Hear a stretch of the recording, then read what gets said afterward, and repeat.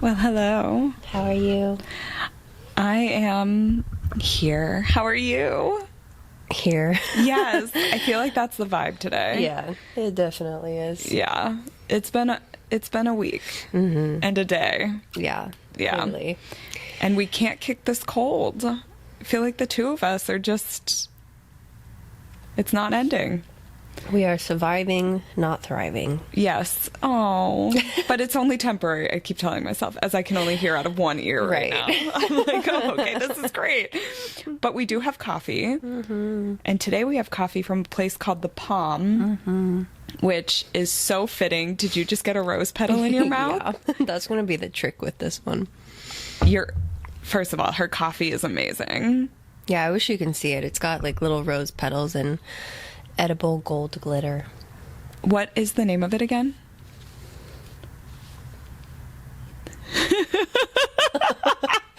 The Swedish Crush? Something? No. Something like the something charmer or something like that. Let me see. Hold, please. Pause, please. We need to figure out what the name of this coffee is. Because it's good and you should get it. Well, not only that, this name was like specifically chosen for a reason. Yes. Let's see. Menu. A reason for Resand. Ooh, that was good. Yeah. Okay. There's no menu. Oh my god. You know. Oh, wait, here we go. Okay. I don't care. Oh my, no. Okay, specialty drinks, the Sweet Creature. That's what it is. The Sweet Creature. The Sweet Creature. It is actually, what is it? Espresso, oat milk, rose syrup, cardamom. Edible rose petals, and glitter. It is quite a treat to look at. Yeah, it was really pretty. It is very pretty. Yeah. What did you get? I just got a regular cold brew with almond milk today.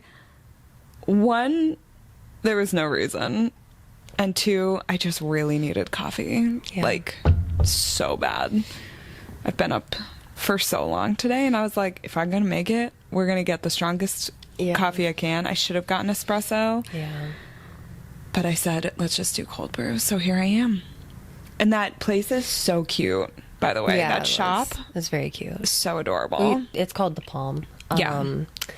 Bunch of palm trees everywhere. It's like pink and green themed, little photo booth, cute little sitting area in the back to do, workspace little area. They had the other little vendors that they sell, candles, sweatshirts, sunglasses. Oh, the sunglasses? Yeah, headbands, little trinkets of that sort. Yeah. It was very cute, and it was such a good vibe, I feel like, to go into these chapters with, because the Palm is foreshadowing what's about to happen in these chapters. So we're gonna dive right in today, because we are like nearing the end. Yeah. We're nearing the end. We're there. We are. So we're here. The full moon has arrived. It is now time for Farah's first trial.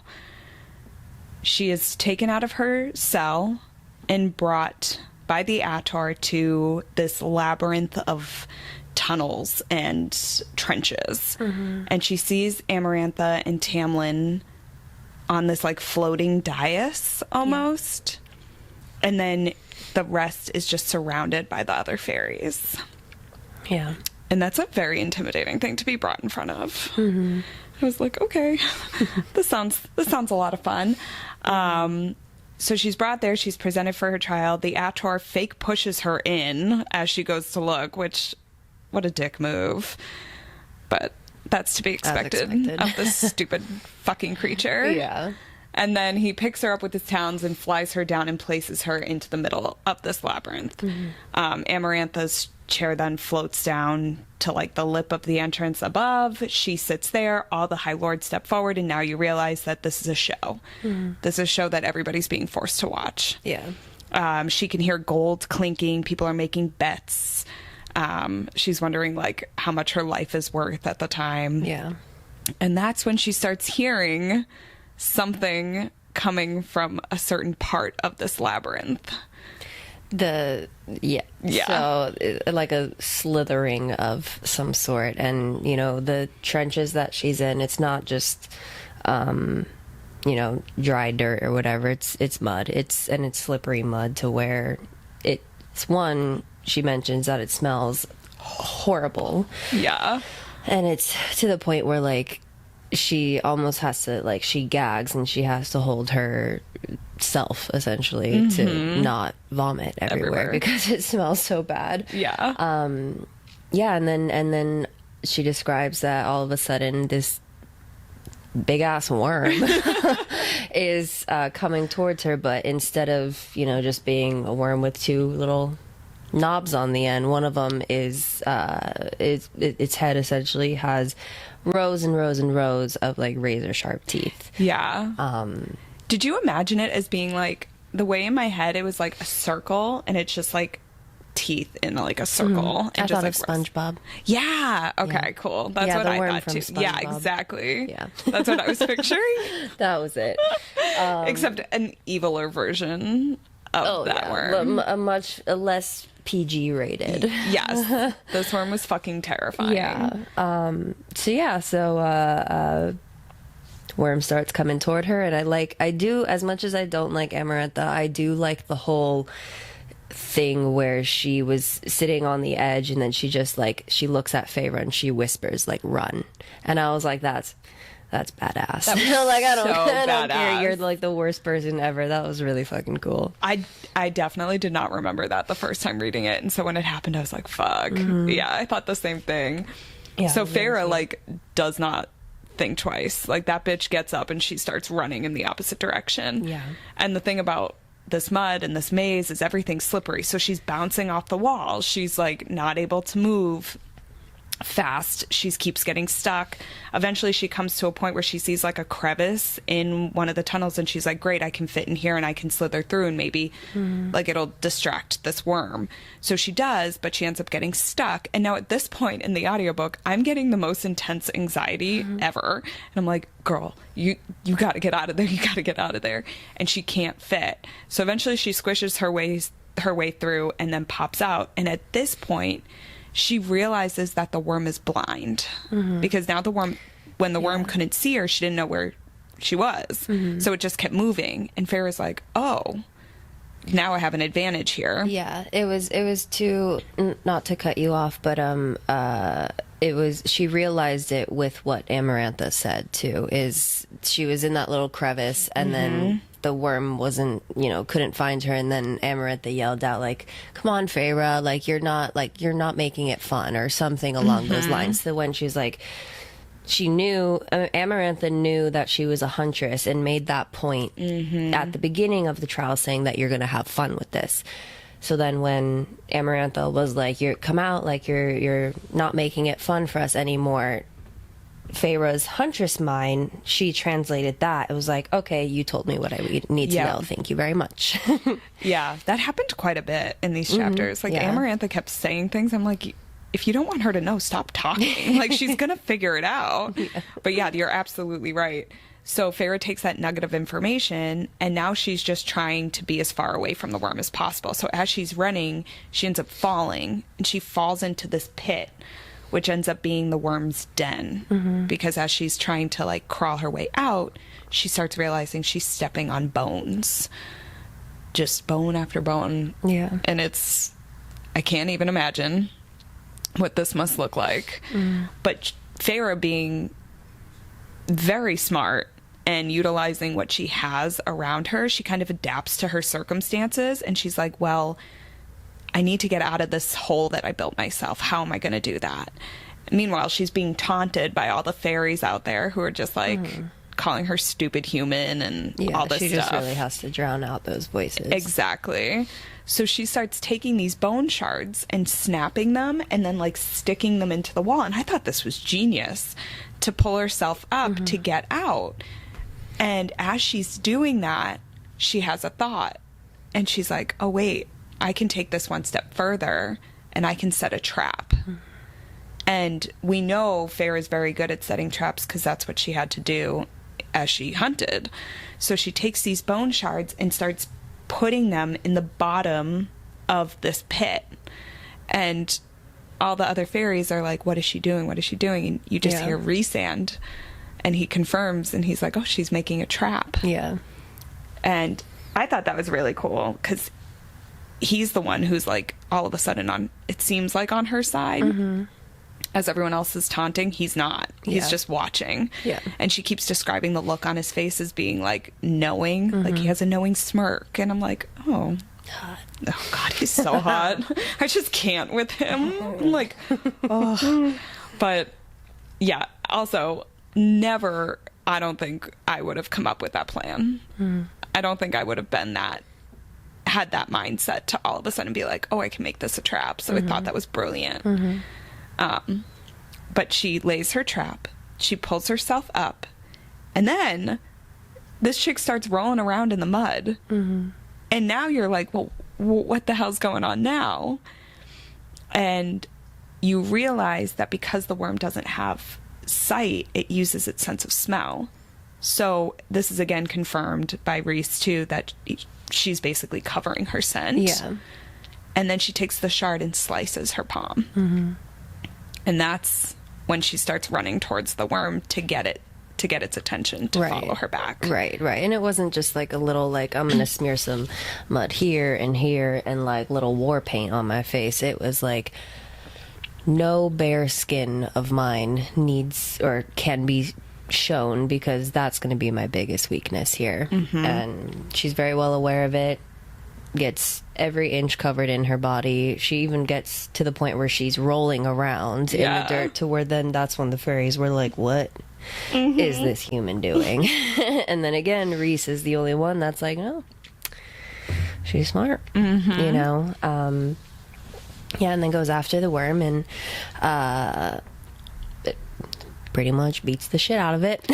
Yeah. Sets it up with that trap. And it gets to the point where she ends up defeating the worm and whatnot, and the worm falls into the trap and then just gets impaled by all that. Yeah. All the bones. All the bone shards. which is then funny too, because like that worm had killed whatever fairies, whatever, then, and that was the scrap of all of his victims, when in the end the victim's body parts is what's going to be his end. So it was a nice little like, haha, karma's a bitch. Yeah, lovely gotcha. Full circle moment right there. Right. Yeah. I loved that she ran and just did that. And I love that she cleared like a hole for herself to jump in, because she knew where she had to land. Yeah. But she landed wrong, which we find out. She says she describes like a pain in her arm when she landed. Well, because it also bit her as well. Yeah. But you don't know what exactly happened yet. It's not told. There's just, we know that something's not right. So she kills the worm and climbs out of this wall, but she has this extra little shard that she brought with her. And I loved this part where she climbed out and just bowed. And I was like, did she bow or did I make that up? I can't recall. I might have made that up. I don't know if she bows, but I know she throws. Yes, that's what she does. Yeah, so she gets up, she takes the shard and throws it right at Amarantha. It lands at her feet and splatters her pristine dress with mud. Yep. And I loved that was the ending of that trial. Right. But you also find out at this point, too, Amarantha's like, well, you lost me a lot of money. Everyone bet against you except for one person. Yeah. But we don't know who this person is yet. Right. Feyre could care less. She looks at her arm, realizes that there is bone sticking out of her left forearm. Yeah, her tendons are everywhere. And, yeah, and it was, she was like, you know, if the pain was one thing, but just seeing it was just as bad. Yeah. Yeah, and Sarah has a way with words, man, because that description's just horrid.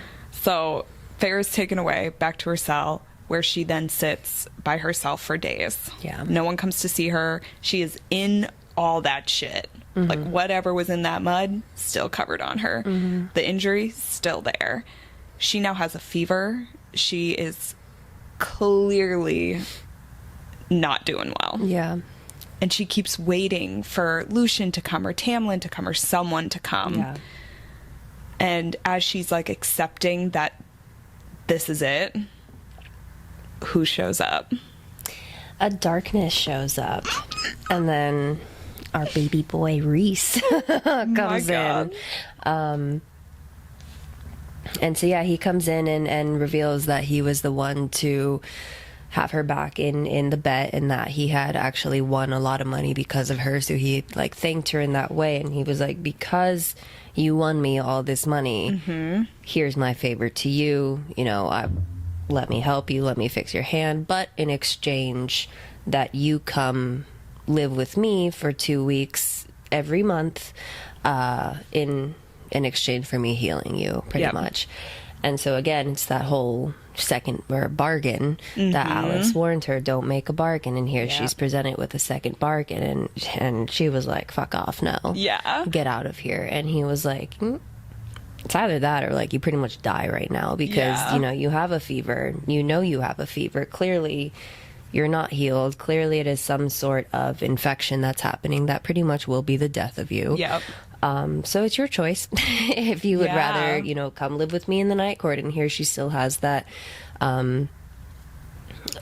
perspective that the night court is the deadliest court, and he's the deadliest high lord, and you know, never to be alone with him, that sort of thing. So she's very much still has that fear behind Ris and the night court. So it's really a double-edged sword with that of like, fuck, do I die, or like do I go there where I could die, you know? And I thought it was interesting because Ris, as they're making this bargain, and she keeps saying no, and she's adamantly saying no, and he's like, finally gets to the point where he's like, all right, well, this is the last time I'm offering, and by the time I disappear out of here, if you haven't said yes, that's it. Like, I'm not going to offer this again. So he actually starts to disappear, and now you wonder what his power really is, because he's becoming one with Shadow, and we just keep hearing that over and over. So as he's starting to disappear, Feyre, who has a lot of inner monologue for someone who is deathly ill, by the way, like this whole thing, I'm like, dude, what the fuck are you doing? So it goes on and on and on, and finally she realizes, I don't want to die here. So she starts bargaining back with him, and she's like, all right, fine, I'll let you heal me if it's 1 week a month. First it was 5 days, and he was like 10 days, and then she was like a week, and he was like, yes. All right, fine. I know. Ris, he did get his way though, but so they shake on it, and she passes out because he starts to heal her, and that pain causes her to pass out. And when she wakes up, she looks down and sees that her entire left forearm, all the way to her fingers and her palm, is covered in, again, we get that imagery of whirls and swirls, which if we go back to what we talked about at the very beginning of the book, this was an image that was described at the cottage too. But now it's covering her arm, full-on tattoo, which also I'm obsessed with. And I would love this tattoo. And in the center of her left palm is an eye, which, again, this is why we went to a place called the Palm for coffee. Look at that. It's a full circle. And she's freaking out. She's trying to scrub it. She's like, what did you do to me? And he tells her that this is how bargains are made in the night court. And I mean, a free tattoo, dude, man. Something like that would have cost so much money. I don't even want to talk about it. It would be ridiculous. But now she gets a legit free one, and it looks great. She's freaking out though because she doesn't want Tamlin to find out. Exactly. So this is now a part of her, and she's now not happy about it. One thing I do want to slightly backtrack on is when him and her were talking, and the bargain was going down. I think she was saying like her arm was just laying there, and at one point he literally like grabbed her arm and like twisted and gave her the most intense pain. And all I could think about was in Twilight. Oh my God, no. Me and my fucking Twilight. When James breaks Bella Swan's leg in the ballroom towards the end of the movie, where she runs or whatever to go save her mom, and she's lying there, and then all of a sudden he like grabs her leg, and it's just that twisting pain. I like that. What?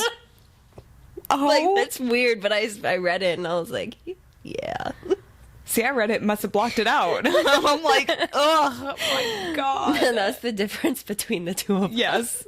You clearly like bone twisting injuries. And I'm over here like... Maybe I like the one doing it. See, yeah, I can get behind that. All right. But I'd rather he do other things to me. And he will. Yes. Oh, will he though? But yeah, you kind of see this vicious side of Ris. And it does make you question whether or not he's actually on her side. Like, and that it's like, I'm still willing to help you. But yeah, let me hurt you at the Yeah. same time. And it does make you question, okay, what does he want from her in this end of the bargain? Like, why does he need her to spend a week or 2 weeks with him Yeah. at the night court? What is this all about? Right. And yeah, so you are skeptical of Ris. For sure, the bone twisting does not help. Neither does what happens in a little bit that we find out. And you look at him and you're like, are you crazy? But this hasn't happened yet. Yeah. But after all this goes down, Farrah's finally healed. She's recovering, but she's being forced to do like dirty work now. So she's forced to like clean floors. And as she's cleaning the floor, it's not getting clean, it's getting dirtier. Yeah. And the guards say if she doesn't clean it, she'll basically get tortured. Yeah. Something bad will happen. And that's when we're introduced to the Lady of the Autumn Court, Lucian's mom. She comes in as Farrah's trying to clean the floor, and she thanks Farrah, which is the first time Farrah's even been like thanked by any of these people. Yeah. And I thought that was really interesting too, because Farrah's basically out to save everybody's fucking life here and being treated like absolute garbage, which I get, but I liked seeing someone come up to her and treat her like an actual person. Yeah. And then she does use her magic, the High Lady, and she cleans the floor for Farrah. She gives her like a clean bucket of water so she's able to complete her task. Yeah. And then the next day she's forced to clean lentils out of a fireplace in what you think is a random bedroom, but turns out to be Ris's room. Which I do like how they say too, the room, Ris's room, looked like it was unused and there was no clothes in it. So then it just, then confirms the fact of, him still being Amarantha's whore. Yep. And he's clearly not there because he's with her all the time. Yeah. And I liked that you got to see a side of Ris that he didn't know Farrah was, or he might have known, but I don't think he did, because he walks into the room and sits on the bed and puts his head in his hands. And it's the first time you see him look so tired. And you have to wonder what is actually happening Yeah. to him to make him behave that way. And when he does hear Farrah, he's like, why are you here? So clearly he did not realize that she was there. He didn't set her up to do this stupid ass chore. Yeah. She explains why she's there. And they start having like an actual conversation. And she wants to know if he's got gifts like Tamlin does. Can he shapeshift? And he says all the High Lords can have another form, and his takes the form or the shape of wings and talons. And then you see the babyest shadow of wings. And I'm like, ooh, I can't. And then he turns his fingers and then his feet into talons too. So you get a little glimpse of what his form looks like. And he even it makes a joke too, almost a joke it seems like, where she was like, I thought Amarantha took away all of everyone's power, whatnot. And he was like, that, she did take some away, but this is nowhere near what I have and whatnot. So then again, it makes you think, well, how much power do you have? You sexy man. Oh, you sexy man. But yeah, so then, she describes that his feet and then his fingertips turn into like razor sharp talons, and then he tucks his wings back behind him very neatly, but then you see the I don't know the name of it, but the top part of the wings, like It's like a little talent on top of Yeah, the wing. on top of the wing. Yeah. Coming up behind his I wish you guys could see what our hands are doing. Check our YouTube video. You'll see what we're doing. No, I loved that. And I did love the idea that these guys are so much powerful than we know. Because if Amarantha just stole a tiny morsel of their power, or left them with a tiny morsel of their power, how much power did these guys have to begin with? And as they're having this conversation, it dawns on Feyre to maybe ask Ris if he knows the answer to the riddle. Mm-hmm. And she has an idea that he couldn't tell her, but she figured she'd ask. And he does tell her that they've been forbidden to say anything to her. Yeah. So she's, again, forced to try and figure this out on her own. At the end of all that, he cleans up the mess for her. So all the lentils are taken out of the fireplace and put in her little bucket. And then we get to see a little bit more of his power, because when the guards come in to take Feyre back, he goes into the guards' minds and tells them to stop doing this to Feyre and to leave her alone and never go to her cell and never touch her again. And it's described that the guards' eyes go blank, and you can tell that they're not in their own bodies, and that Ris has control of their minds. Yeah. So again, how much power does this fucking guy have? Yeah, I think he definitely does have a little bit, well, obviously more power than the rest of the High Lords, considering that he is the whore of Amarantha. So if I were Amarantha, I'd give him a little bit more power too than the rest of them. But even then, it's very much the question that we've continuously asked of how much power does this guy have, especially if he's the deadliest High Lord of all the High Lords, you know? Yeah, and I even wonder if Amarantha doesn't even know the extent of his power too. Like, I have to wonder that she has no idea how powerful this guy is, because if she did, she would not let him anywhere near Feyre, no matter what. Like, I can't imagine. Oh, how great would it be if it didn't turn out, the story didn't turn out the way it did, and if it somehow, like, if another path had happened to where, like, Amarantha and Ris went head on, but, like, with Ris's full power. Yeah. I mean, yeah. That'd be cool. That would be interesting. That would be interesting. I'd be very interested in that. Well, yeah, because Amarantha really isn't all that powerful. She's really not. She's good with spells. We know that. We know that she's a trusted general because she's clever. Right. But she has no power of her own, which is why she casts all these spells instead. So I know that girl would not last a hot second with Ris at his power. Yeah. Ooh. I would like to see her destroyed by him. Same. Just blown up. Just like, yeah. So anyways, now we think we can just go on that one. But it's funny because you get this like glimpse of Ris being like, again, a nice person almost. And now that maybe Ris is not so bad. Yeah. Now, fast forward. All right. So these two females come out of the shadows into Feyre's cell and take Feyre. And actually, they're able to take her through the walls. So they're able to use whatever shadow magic that they have. They take her to this room, they bathe her, and then they strip her naked. Well, obviously they strip her naked to bathe her. But they take her, dry her off naked, and then start painting her entire body. Again, with all these swirls and whirls. This is like the main thing we keep hearing about. And they're covering her entire body from the neck down in paint. And you're just like, okay, this is random. Yeah. I don't know why you're painting this chick's body. And then they put this like shift on Feyre, and it's basically just covers her boobs, covers her like hoo-ha and a little of her ass. But other than that, it covers nothing. Yeah. So she is on full display. And kind of like Princess Leia. That Princess Leia outfit that all dudes think she's hot in, which she is. But basically like that, except see-through. Yeah, to help you visualize that. Yes. So there you go. Exactly. That's it. And then just imagine that with paint and see-through. Sweet. And that's a good look. And it's my next Halloween costume. Dude, how has that not been a Halloween costume? I think we've got ideas now, guys. Ooh, this is good. Oh, I like this. Okay, anyway. So, as she's there in this non-outfit outfit, Ris comes in, and she's like, what? Why are you covering me with paint? And he's like, so that no one can touch you.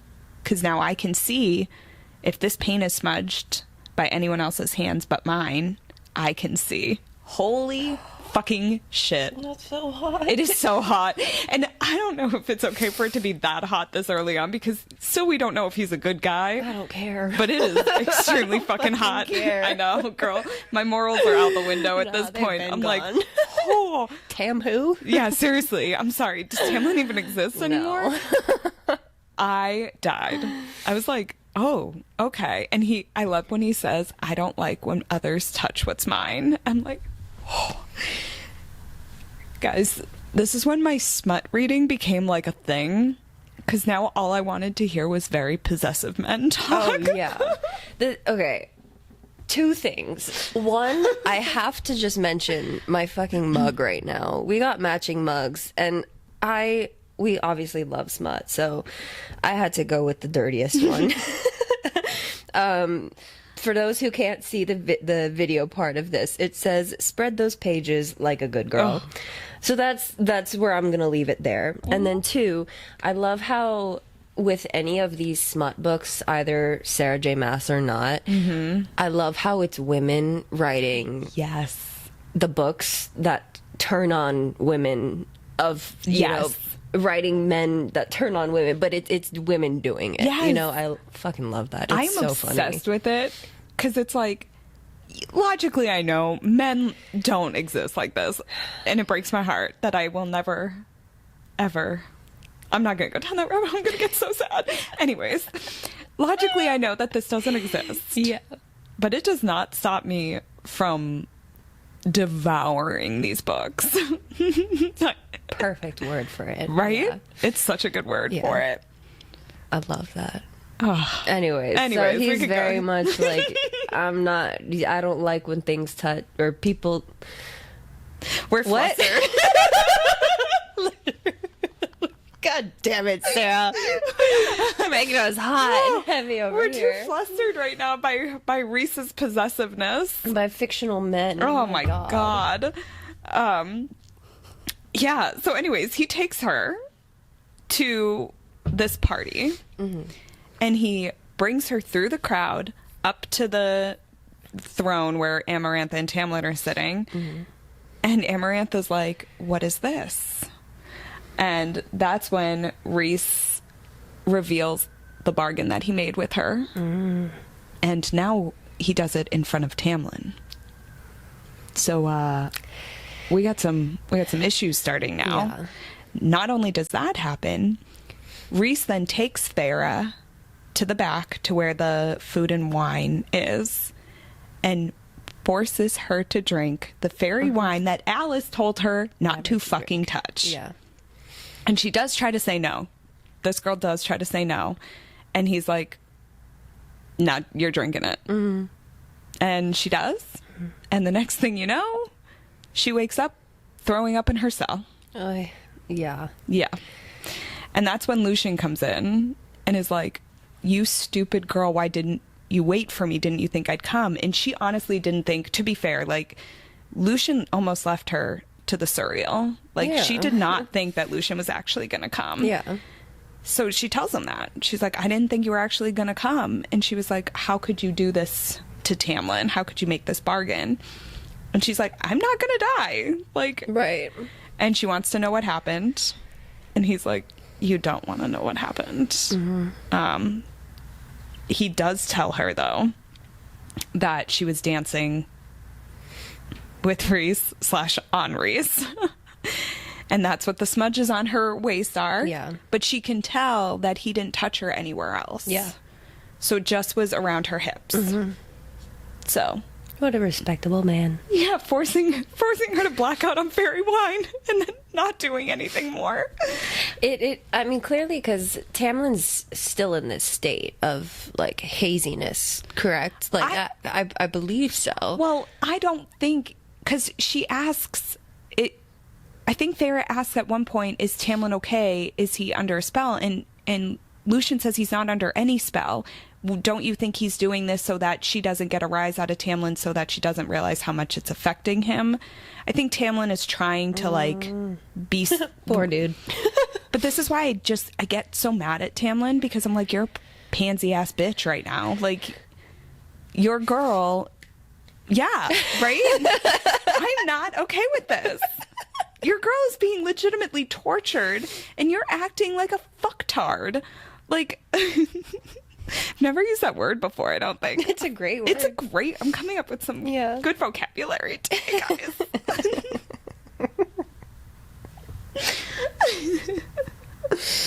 Okay, so he's not under a spell, but he's like, yeah, he's a fucktard. But he, like, granted, Amarantha could hurt Feyre at any time. So Tamlin's doing what he thinks he has to do. So I get that. But it is fucking annoying. Yeah. Because even Feyre keeps trying to get his attention, and he's got nothing going on. And, like, no reaction at all. The only reaction he has is in the next couple chapters. You have that scene. We'll talk about it when we get to it. But he's basically, Lucian's like, he's doing this to protect you. But how could you make this bargain with Ris? Okay. Yeah. Yeah. Valid. But still. I know. I get it. It's annoying. And poor Feyre is just trying to do, she's literally doing all of this for him. Yeah. And to get yelled at by Lucian for this, to be ignored by Tamlin, and to still keep going, it's a wonder the girl hasn't, like, just melted into a puddle. I just don't understand. Yeah. And this whole body painting, wine drinking thing lasts for days. Mm-hmm. Like, Ris keeps doing it. He keeps bringing her to these things, getting her drunk, and she stops remembering. And then eventually she stops fighting it. She's like, whatever, this is just going to happen. And then one day, the guards come and take Feyre out of her cell and bring her to the throne room. It's not time for a trial, so she's like, what's happening? And you see a fairy on the floor in front of Amarantha at the dais. And you realize it's a high fae of the summer court. Mm-hmm. And Amarantha's like, we caught him trying to flee. We want to know who's involved, who else was planning it, what he was trying to do, all this stuff. So she forces Ris to come up and infiltrate the guy's mind. Yeah. And this is now where you start seeing Ris in a different lens. Especially Feyre starts to see him in a different lens, because she can see not only this fairy, she looks and sees another high fae of the summer court, I think it's the High Lord of the summer court, standing in the back just looking just panicked, full on panicked.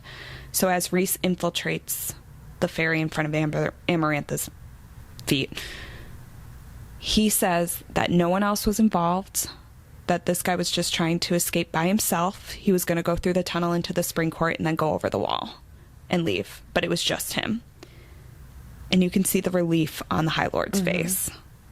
So Feyre's like, Feyre goes, he's lying, he's covering. And then on top of it all, Amarantha says, shatter him. And Ris doesn't. Instead, he basically just kills him, but in a way where I don't even know how to describe it, because he take his, like, mind and, like, he doesn't shatter his mind, but he, like, I think wasn't it described like he turns it like into puddle or something like that? Yeah. And then it was referenced because he did pee his pants too. Because he peed, and then so there was the puddle next to him, and then it was like he kind of looked back at his pee-pee where the puddle was, and then he looked back at him, and then I could be mistaken. No, because I think that's right, because then it's described like blood coming out of his nose too. Yeah. So he just kind of, I feel like he just smushed his mind. Instead of shattering this poor guy's entire being, he gave him a kinder death. Yeah. And Amarantha's pissed. She's like, I told you to break him. And Ris was like, oops. Right. Sorry. And now you're kind of left wondering, what the fuck is Ris doing? And whose side is he actually on? Right, there's so many different sides of him that you see. Yeah. It's very confusing. But also, like, it makes for such good writing. Because you're like, this guy is clearly trying to save these people. Yeah. He's still being treated terribly by most of these people. He's still being called Amarantha's whore. He's still being treated awfully. But you can see that some of these high fae are looking at him differently. So you wonder, and Farah wonders, how many times he's done this before, where he's covered for someone. Right. So, yeah, after all of this is said and done, Farah is very confused. Again, she's sent back to her cell, as she is, and then it's revealed that the next full moon has appeared, and it's time for her second task. Yep. This one was so interesting to me because so she's put in a pit and she's like lowered on a platform into a pit. She sees these 3 levers and then she's separated. There's like a grate that's described, and through the grate she sees Lucian chained to the ground. And she's like, what is happening here? Yeah. And that's when you find out that there's something written on the wall. Yeah. And it's a riddle. Yeah, and she has to solve the riddle, and she was looking for a means of escape, but the walls, she said, were too... they weren't porcelain, but they were like porcelain. So it was like, there's no way she could claw her way out of it. And that there's 2 things up in the air floating that she thought were chandeliers. Yeah. Turns out they were big-ass spikes. Yep. Big-ass metal spikes. So she was, Amarantha tells her that she has to figure out this riddle. There's the 3, and it's not the riddle that she was originally presented with. It's something different. The riddle's written on the wall. There's 3 levers. All she has to do is pull the right lever. It'll be fine. But if not, pretty much those metal spikes from the ceiling then start coming down. So if she doesn't get the riddles in time, then pretty much her and Lucian are going to be spiked to death. And it's not like cool metal, like it's flaming, it's heated. And it's heated. So and she did describe too that it's not, if they were to die, it wouldn't be a quick death either. It would definitely take some time for the metal to then penetrate the skin. And then, as you can imagine, what that would be like. And Lucian is freaking out. Yeah. And Farah is having this whole inner monologue of how Amarantha could have known that she's illiterate. Yeah. But the thing is, Amarantha did not know she's illiterate. So this was just an unhappy coincidence that this bitch can't read. So there's a riddle on there. She's trying to sound out syllable by syllable, and it's just not going well. And if you listen to the audiobook, it's funny. It's so funny. She's like, and at this point, you're like, it was bad. Just stop. Just stop trying. Fuck, you're gonna die, dude. Yeah, you're literally gonna die. Yeah, and then she ends up something like grasshopper, I think was the word that was in it. That's all she got was a grass. Yeah, that's grasshopper. And so then she was like, you know what? Fuck it. I'm gonna Clearly, guess. I can't, read this all the way, and I have to just guess. And there was 1, 2, or 3, and I love the way that she differentiates what each one means, because it was literally me in like elementary, middle, and high school taking a math test and being like, okay, well, this is the number that's closest to this. So it's either 1, 2, or 3. She says she was like, okay, it's got to be 2 because 2 is Tamlin and I, and Tamlin and I are good. Yes. Can't be 1 because 1 means Amarantha. Amarantha is bad. Yeah, and it can't be 3. Can't be 3 because then it's 3 sisters her in a and her cottage. sisters. Yeah, and it's just not enough space, blah, blah, blah. And I'm just like, oh, you dumb bitch. Oh my God. Like, that part killed me. It was so comedic. Loved Like, it. you see, you have such this story building of how she is such a badass, like taking charge of her family, you know, providing the food, blah, blah, blah. She, you know, everything we've covered in all of our episodes. And then this is how it comes, and it's just like, fuck, bro. I can't. It was bad. It was so bad. And the best part, she's like, yeah, okay. She like really Right. thinks she's got it. Right. So she goes and thank God she used her left hand, because God forbid if she had tried with her right hand.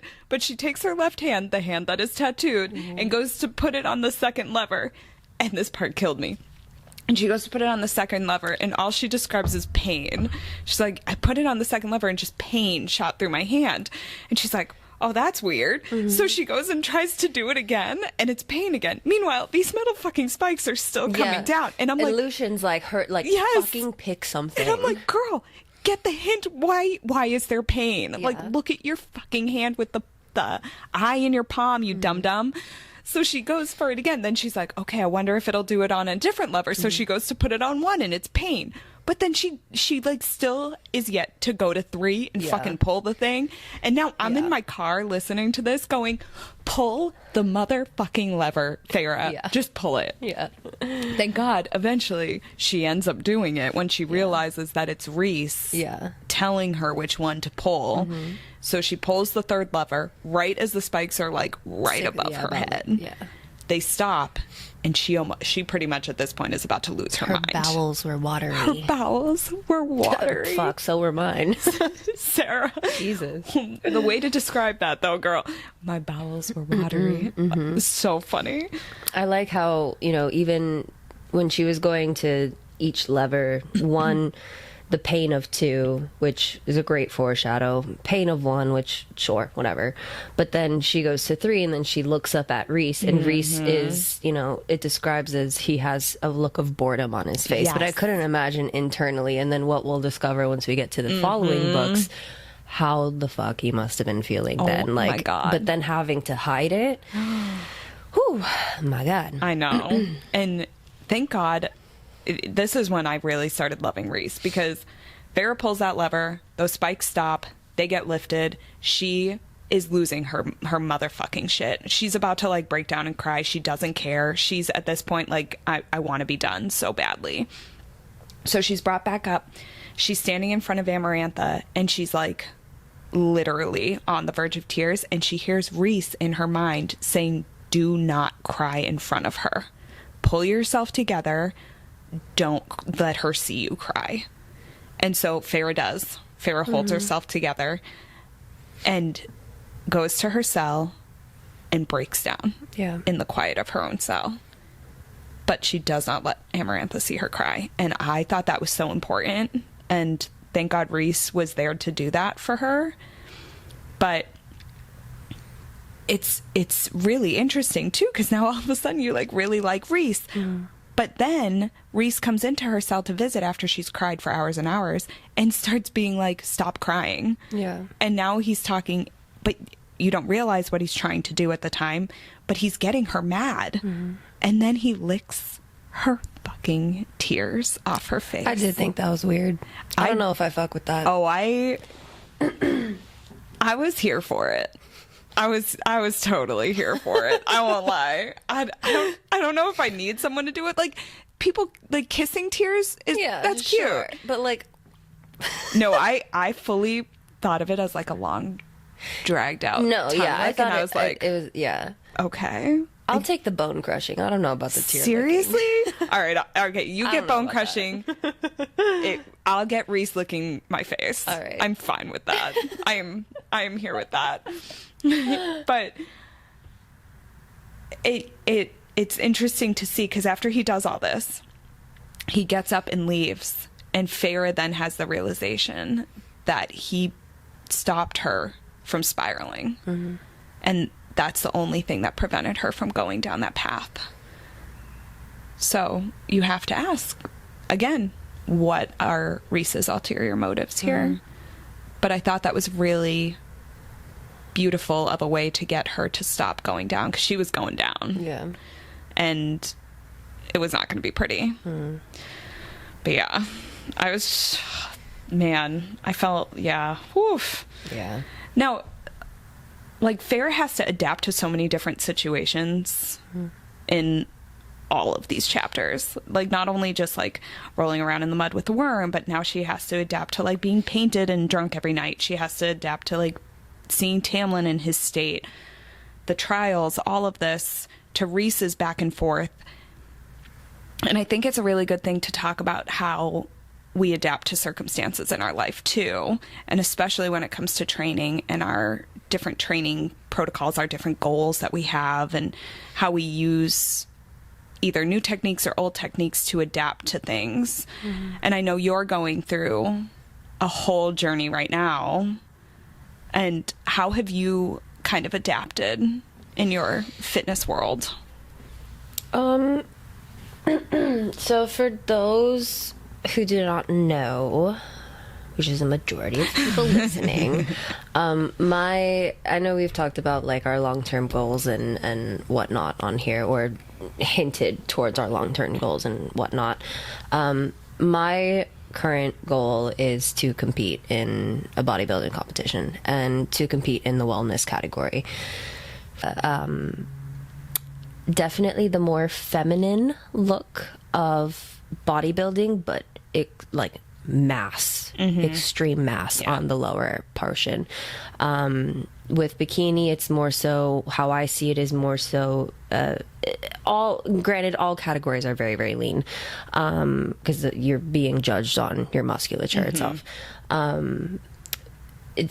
The only way I can describe wellness is literally stallion legs. Stallion ass legs. You can just Google wellness category, Franciele Matos, who is, I believe she's Brazilian, but she's Miss Olympia 5-time. And oh my God, I would love to get to that level, but also, you know, being at that elite of an athlete, she is on a lot of gear. So that's not something I'm willing to do at the moment. So that's not in the picture right now, but the goal is to compete in the wellness category at some point. Now, with me, I am in a building phase where, you know, I do have great legs. I was gifted with guys, she has fucking great legs. Tanks. I played volleyball growing up, so that was a lot of help. I definitely have my dad's legs, so definitely genetics has a role, but what I have right now versus what I want to be on stage is nowhere. What I think and what I consider is nowhere near what I want to present, being my novice debut. So I'm in a pretty big building phase right now. I have been for maybe about 4 or 5 months now, consistently. Just a little more background is I'm eating 2,300 calories this week. We're going to be upping it more. So I'm, in order to adapt with that, one, I'm in a position currently where I definitely feel comfortable in my body and I feel comfortable in my skin, but there are 100% days where I, you know, feel fluffier than what I would like to be. And I do enjoy, you know, being able to shake out my leg and just see like the muscle go boom, boom, boom, boom, boom, or, you know, be able to have that strength and have that mass and that curvature and whatnot. I do enjoy that, but I also do really love my lean state too. I think we all like to say that we feel skinny and we feel great with it. So I'm definitely, especially as of late, in the very uncomfortable stages of my build. Enough where I even made a comment to you earlier where I'm at the point where I just want to cover up in everything. Like, I don't want, when I go to the gym and I'm lifting, I want to be fully covered. I don't want to be showing my stomach. I feel like I got fat everywhere, you know, that sort of thing. And it's uncomfortable, and I just want to be covered up, but then I don't like the feeling of clothes being on me and me being sweaty, and I sweat a lot. Girl, a lot. So I'm in that, you know, uncomfortable state, and really, literally the only thing that I'm telling myself in the moment, which I have to thank my nutritionist for just her outlook on it, because talking with her more, knowing her mindset to these things. She's also a competitor. She competes in figure though, which is a completely different category. Gorgeous. But one thing she always says, and she advertises a lot on her Instagram, which I just repeat to myself, is one, my feelings don't matter. Essentially. That's Yeah. not what we're going for right now. My end goal is to step on stage, and my end goal is to come out top, Yeah. one. For true novice, of course, Yeah. just starting off. But I don't want to take all this time, spend all this money to come and place sixth No. or fifth, or not even make first call outs or Yeah. anything. I want to make first call outs, and I want to step up, and I want to be dead center. That's going to take time. So I'm adapting to what I have to do, that, how we talked about the sacrifices last time, and what I'm having to do for that, and that kind of stuff. And it's just, that's just the one thing I keep telling myself, is that, right now my feelings don't matter, and that all of this is temporary, and it's fine. Yep. Because even though I'm going to be uncomfortable right now, and probably will for the next, essentially, I want to be building until I compete, and I don't have a show date in mind. I need the funds to be able to do that comfortably. So it's just, and let me tell you, building lean muscle and as much muscle mass as I need is going to take time. Oh, yeah. So I'm not in any rush whatsoever. I might be uncomfortable for, I don't want to say more than a year, but I know with the time that I start cutting and whatnot, of course I'm going to be uncomfortable then, because I'm going to be hungry, but I'm going to be loving the results. Yeah. Once I step on stage, of course I'm going to be even loving that, because I've been wanting to compete since like 3 years now. So Yeah. looking back 3 years ago, Ris, I'll be making that person proud. Yeah. So it doesn't matter right now how I'm feeling, really. I have support regardless. I have a boyfriend who, no matter what I look like, or if I put on 20, 30 pounds, he loves me regardless of Yeah. what I look like on the outside. I have friends who support me. I have, coworkers. But yeah, I have, friends and family who understand that this is what I want to do, and, they're there to support it. And really that's all that matters in the end. So in terms of adapting, this, Yeah. it is what it is, and it's only temporary. This uncomfortableness is temporary, and in order to grow, you have to be comfortable in the uncomfortable. Exactly. So, as much as I hate it sometimes, Oh, yeah. Oh, yeah. like it's fine. It's whatever. Being uncomfortable in the uncomfortable is exactly the right way to say it, too. And I think that's where I've been most of my training, is uncomfortable. Especially a few years ago, I had to start increasing my calories because I had been in a deficit for so long that I was just stuck. My body was just stuck. Right. And I had been under eating, and I just kept getting injured. I wasn't recovering. I wasn't sleeping. Nothing was working for me. And so I did have to start increasing calories, and it was the hardest thing I've ever had to do, was start increasing the calories and change the way I trained and adapt to what my goals were, which for me, I want to run. I want to run for as long as I can. And eventually I want to qualify for the Boston Marathon, and I want to run the Boston Marathon. That is my main goal, is Boston Marathon. And every time I try to go for this damn goal, I get hurt. And it is because I will not allow my body the time it needs to heal. And I haven't been training the right way. I wasn't eating the right way. I wasn't doing anything, quote unquote, the right way. Right.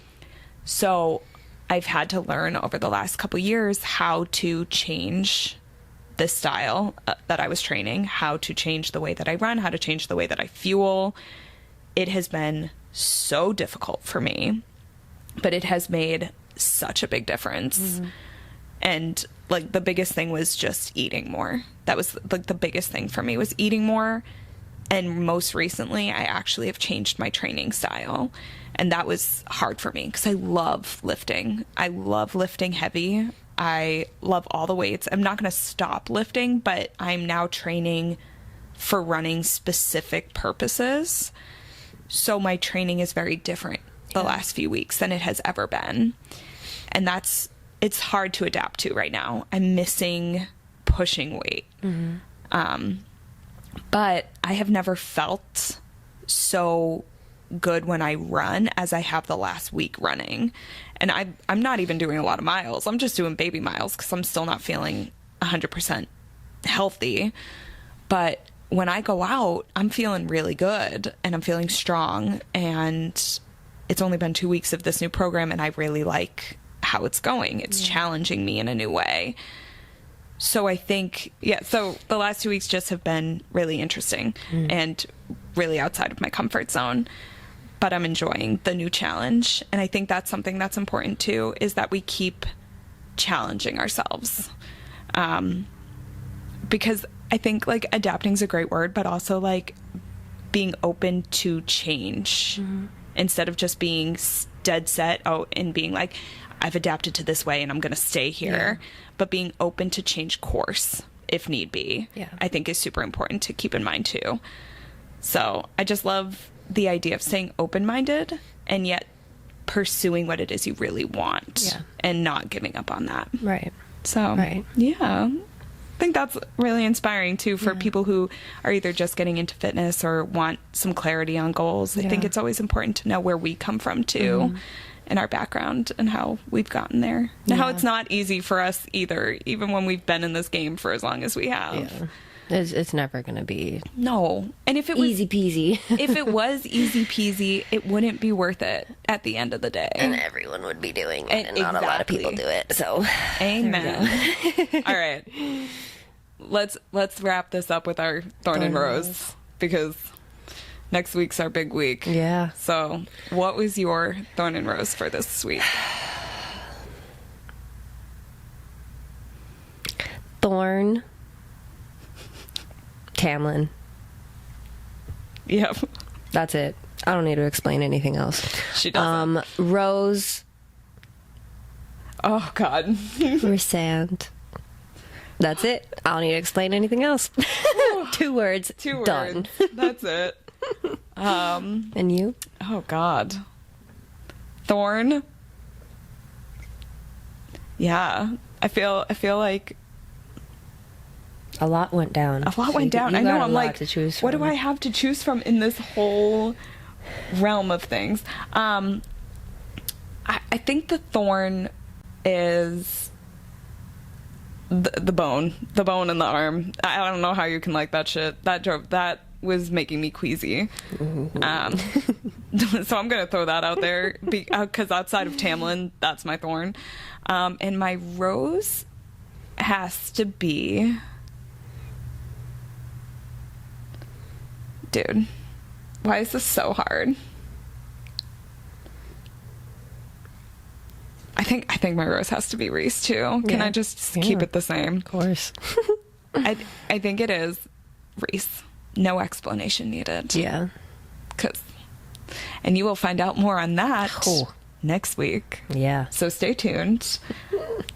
We can't wait to talk about this, to wrap this up. We can't believe the end is already here. Holy shit. Yeah. And yeah, we'll see you next week. See you next week. Bye.